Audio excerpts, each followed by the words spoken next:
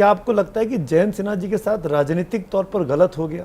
जो देश का वित्त राज्य मंत्री था, धीरे धीरे कर भारतीय राजनीति में, बीजेपी की राजनीति में वो अब साइडलाइन दिखाई देते हैं क्योंकि उनके पिता मुखर विरोधी हैं प्रधानमंत्री। अगर ये कारण है उनको साइडलाइन करने का, तो मैं मानता हूँ कि बहुत गलत है। और आप भी जानते हैं इस बात को, मैं भी जानता हूँ कि वो बिल्कुल निष्ठा के साथ भारतीय जनता पार्टी में लगे हुए हैं, उसका काम करते हैं।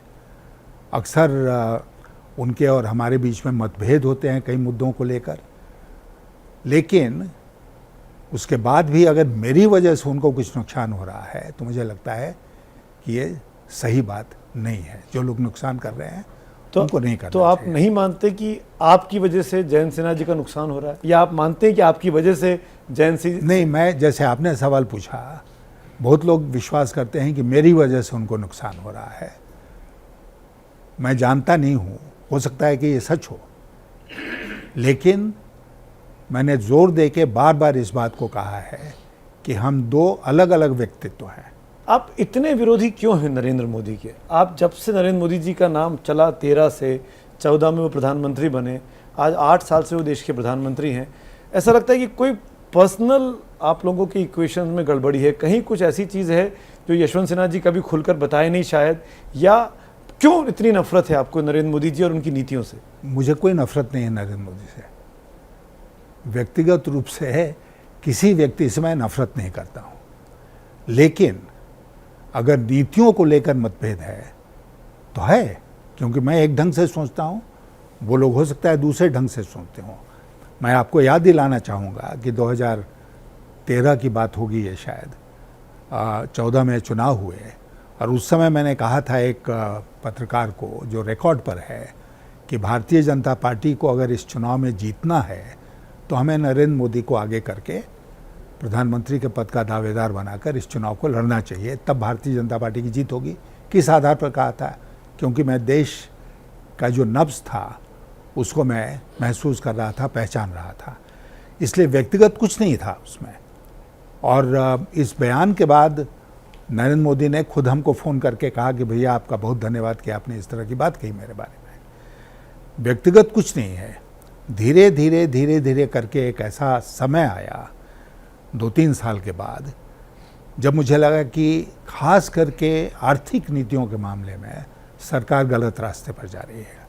नोटबंदी के समय भारत की अर्थव्यवस्था का विकास दर 8% सालाना से ऊपर था, और वो घटते 3-4 वर्षों में 4% पर आ गया।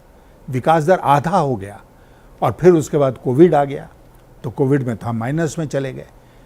तो ये सब बातें जो हैं, आंकड़े हैं, इसका हम लोग विश्लेषण नहीं करते हैं, कोई जानता नहीं है, इसलिए हम भूल जाते हैं इन बातों को। लेकिन मैं मानता हूँ कि डिमोनेटाइजेशन एक स्कैम था, और उसको, काला धन जितना था देश में, उसको सफ़ेद करने का एक मौका मिल गया। मुझे याद आ रहा है कि 2017 या 18 में, correct me if I am wrong sir, आपने चिट्ठी लिखी थी, आप मिलना चाहते थे प्रधानमंत्री से। आपने कहा था पब्लिक फोरम पर आकर कि मैं समय मांग रहा हूं, मुझे मिलना है। क्या हुआ उसके बाद? समय मिला, नहीं मिला? हाँ, मैं बताता हूँ आपको जी। 2016 की बात है ये। अच्छा। अक्टूबर 2016। उस समय जम्मू और कश्मीर में, खास करके कश्मीर में, स्थिति बहुत ही भयानक थी। इतनी हिंसा वहाँ पर हो रही थी जिसकी कल्पना बाकी बैठे हुए देश के लोग नहीं कर सकते थे। तो दिल्ली में एक बैठक हुई कुछ लोगों की, मैं भी गया उस बैठक में। उसके बाद ये हुआ कि एक टीम को श्रीनगर जाना चाहिए और वहाँ की स्थिति का अध्ययन करना चाहिए। मैं भी उस टीम में शामिल हो गया और ये ग्रुप श्रीनगर गया। मैंने महसूस किया कि जम्मू और कश्मीर में अभी भी शांति स्थापित हो सकती है अगर हम संवाद का, डायलॉग का रास्ता पकड़े।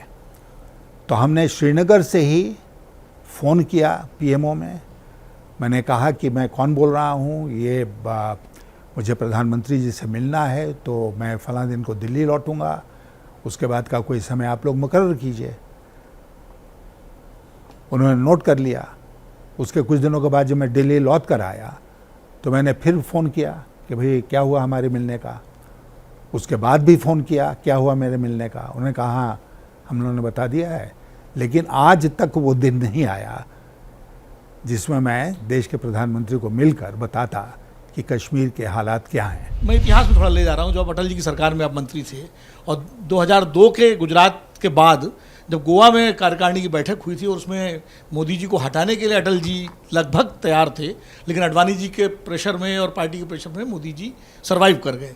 तो आपको लगता है उस वक्त पार्टी को एक कड़ा फैसला लेना चाहिए था और गलती हुई पार्टी से, अटल जी से और अडवाणी जी से, मोदी जी को बिल्कुल ना हटाते? बिल्कुल मैं इस बात से सहमत हूँ कि 2002 में भारतीय जनता पार्टी ने एक बड़ी भूल की और हम सब जानते हैं इतिहास का वो एक अध्याय है कि अटल बिहारी वाजपेयी जिन्होंने उनके मुंह पर कहा था कि राज धर्म का पालन करो, वो चाहते थे कि इनको सीएम के पद से हटाया जाए।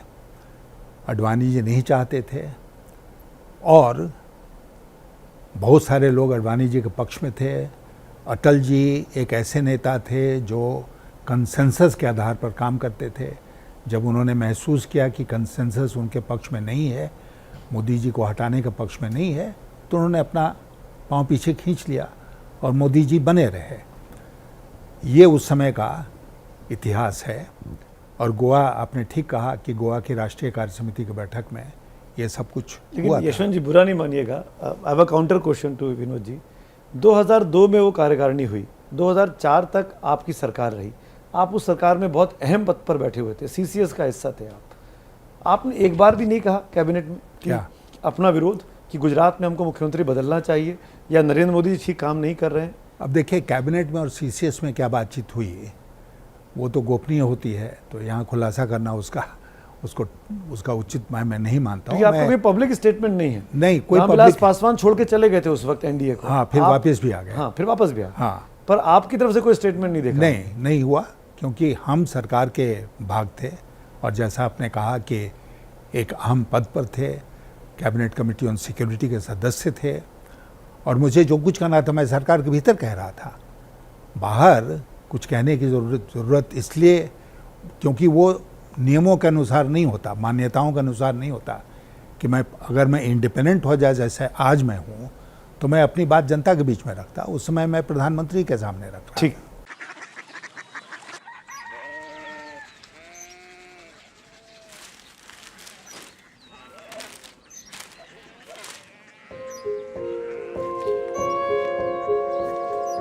बाबा बाबा कोरिया सिटी जानी ना।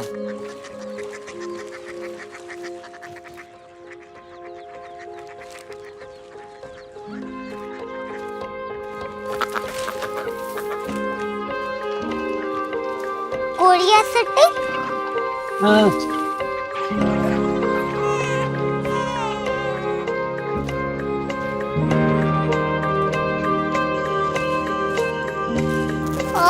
कोरिया सिटी कहाँ पे है? शहर अंग्रेजी लगे हैं।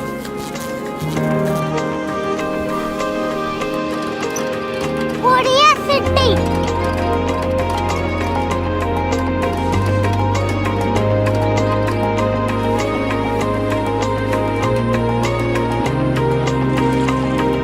वो बहुत दूर है।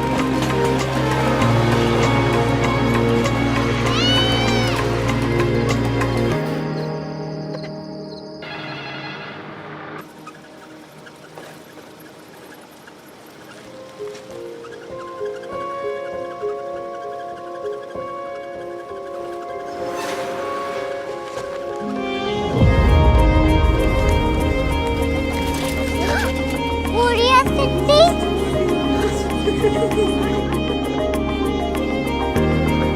दुनिया को बोलना नहीं, कुछ लोग बड़े होते हैं। कोरिया सिटी कहाँ है? प्रोफेसर साहब को पता होगा।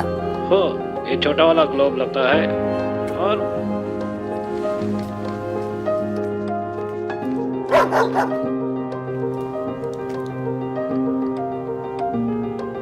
पता नहीं, मेरी बेटी से जाके मिल लो, शायद उसे मालूम हो।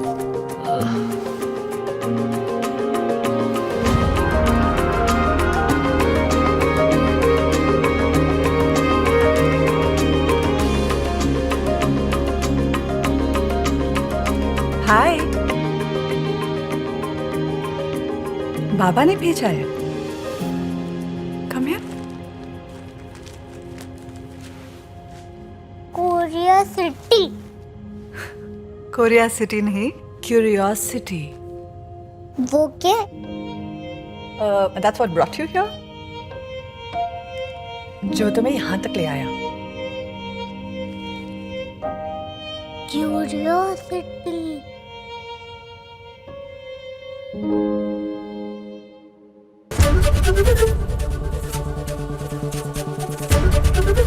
एबीपी न्यूज आपको रखे आगे।